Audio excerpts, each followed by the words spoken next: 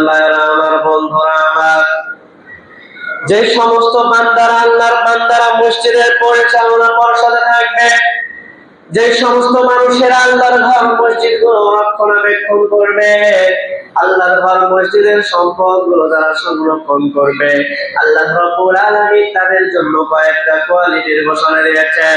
আল্লাহ রাব্বুল আলামিন তাদের জন্য কয়েকটা গুণাবলীর ঘোষণা করেছেন। তাদের মধ্যে কয়েকটা বৈশিষ্ট্য থাকা দরকার। যখন আল্লাহর ঘরের এই পরিচালনা পর্ষদেরা যখন তাদের মাঝে আল্লাহ ঘোষিত এই গুণগুলো থাকবে, তখন একজন ইমামের জন্য মসজিদের মিম্বারে বসে হক কথা বলা সহজ হয়ে যাবে।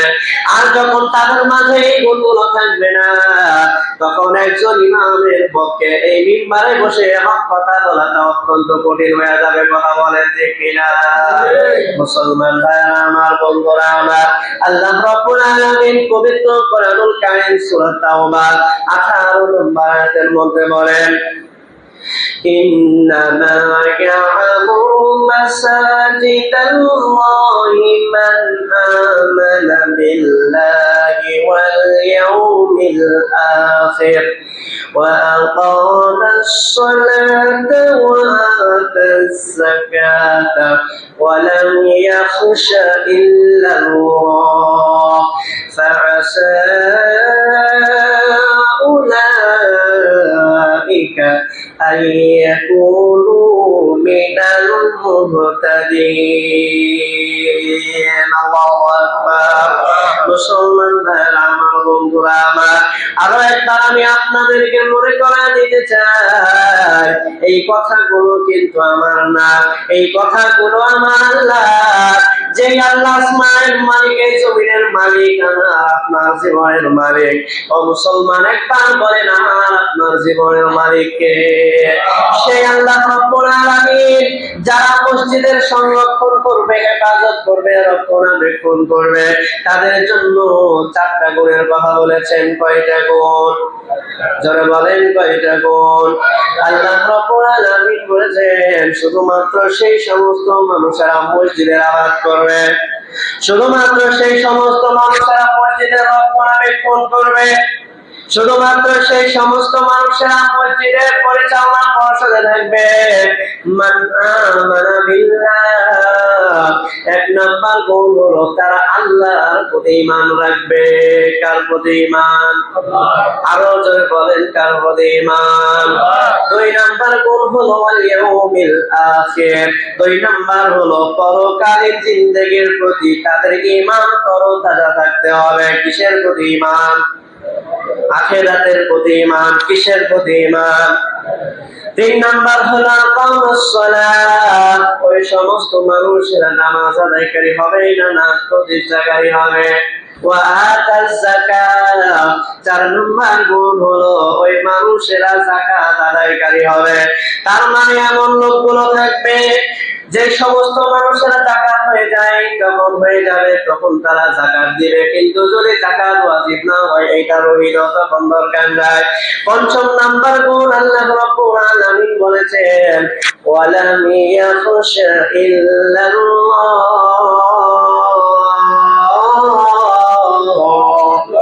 5 নাম্বার গুণ এটা হচ্ছে আমার দৃষ্টিতে সবচাইতে গুরুত্বপূর্ণ গুণ। আমার দৃষ্টিতে এটা হচ্ছে সবচাইতে গুরুত্বপূর্ণ দরকারি কোয়ালিটি। আল্লাহ রাব্বুল আলামিন বলেছেন মসজিদ যারা সংরক্ষণ করবে, মসজিদ যারা রক্ষণাবেক্ষণ করবে, যারা পরিচালনা করবে, যারা চাষাবাদ করবে, ওই সমস্ত মানুষের মাঝে 5 নাম্বার যে গুণটা থাকা দরকার, ওই মানুষগুলো আল্লাহ ছাড়া কাউকে ভয় করবে না। সুবহানাল্লাহ। কার ভয় বলেন? আল্লাহর ভয়। কার ভয়? আল্লাহর ভয়।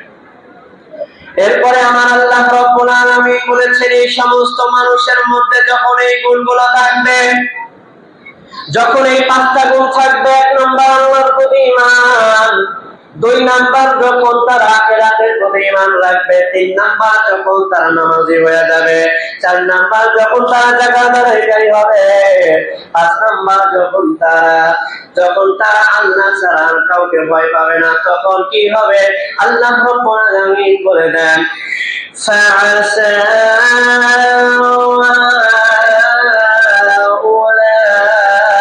أولئك أن يكونوا من المهتدين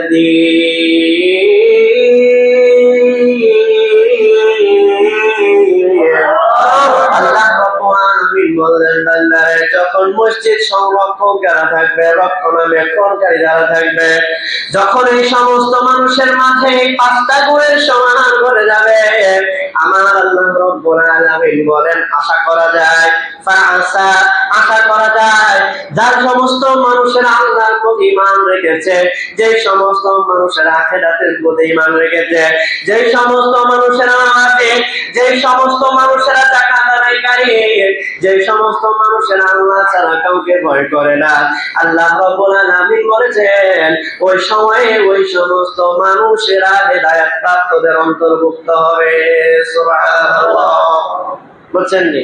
তাহলে পাঁচটা গুণ যখন আছে তখন তারা যেমন হেদায়েত প্রাপ্তদের অন্তর্ভুক্ত হবে, ওই মসজিদের আন্ডারে যারা আছে, যারা নামাজি আছে, তারাও হেদায়েতের অন্তর্ভুক্ত হবে। আল্লাহু আকবার বলেন। কিভাবে হবে বলেন?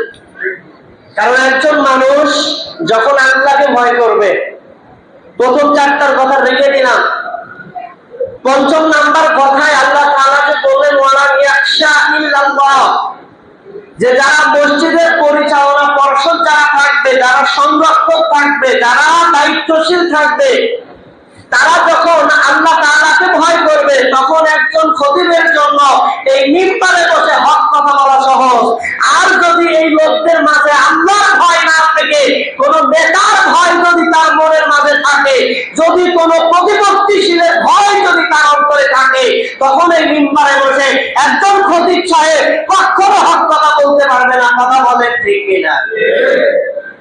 তবে একটা বিষয় আলহামদুলিল্লাহ, একবার বলেন আলহামদুলিল্লাহ, আমাদের এখানে যারা কমিটিতে আছেন অধিকাংশই নামাজি। একবার বলেন আলহামদুলিল্লাহ। আপনি মিলায়ে দেখেন, আমি কিন্তু তেল মারছি না, তাদেরকে খুশি করার জন্য বলছি না। আপনারা নিজেরাই দেখবেন যে আমাদের কমিটিতে যারা আছে ওনারা বেশিরভাগই নামাজি, কয়েকজন হয়তো একটু কম পড়ে, কিন্তু বেশিরভাগই, এমনকি উপদেষ্টা মন্ডলী যারা আছেন ওনারাও বেশিরভাগই নামাজি। একবার বলেন আলহামদুলিল্লাহ। কয়েকজন হয়তো খুব একটা সময় দেয় না, পারে না, যেভাবেই হোক আল্লাহ তাআলা ওনাদেরকেও নামাজি বানায়া দেন। সবাই বলে আমিন। তাহলে দেখেন আমার বাংলাদেশের অধিকাংশ মসজিদ কমিটির অবস্থা হলো ওনারা নামাজ পড়তে মসজিদে আসেন না, শুধুমাত্র শুক্রবারে হিসাব কিতাব বুঝা নিতে আসে।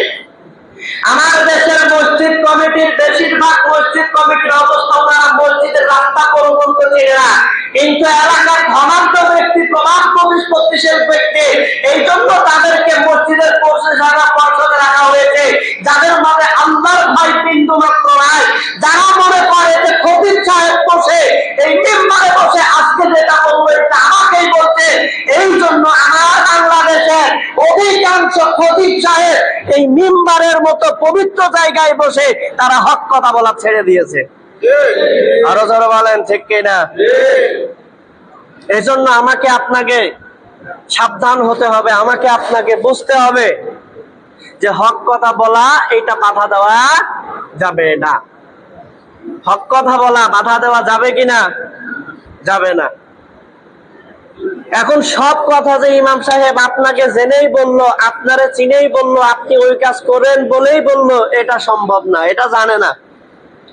এটা বাংলাদেশের কোন ইমাম সাহেবের পক্ষে জানা সম্ভব না যে আপনি কি করেন আর না করেন। কারণ বেশিরভাগ মুসল্লির সাথে দেখাই হয় শুক্রবার। কথা ঠিক কিনা বলেন? বেশিরভাগ মুসল্লির সাথে দেখা হয় কিবার? শুক্রবার। কথা বলার সুযোগ হয়? ইমাম সাহেবের কথা বলার সুযোগ হয়? শুধু চেহারা গুলো দেখা যায় যে এই লোকগুলো আমার সামনে বসা আছে,